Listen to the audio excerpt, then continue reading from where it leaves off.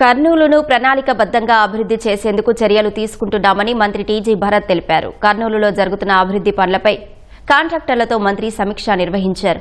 కర్నూలులో high court bench ఏర్పాటుకు ప్రభుత్వం సుముఖంగా ఉందని మంత్రి వెల్లడించారు.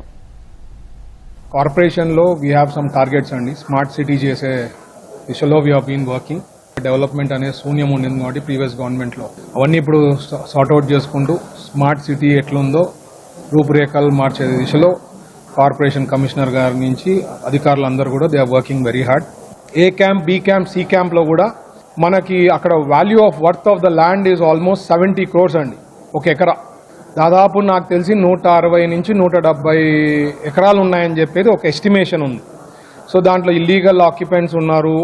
ఇల్లీగల్గా అక్కడ ఉండే వాళ్ళని ఏ రకంగా సార్ట్అవుట్ చేసే దాంట్లో వర్కౌట్ చేసి, ఎందుకంటే అది right in the heart of the సిటీలో ఉంది. చంద్రబాబు గారితో దుబాయ్కి పోయేప్పుడు కూడా సార్తో కొద్ది టైం ఉంటే సార్తో నేను డిస్కస్ చేయడం జరిగింది.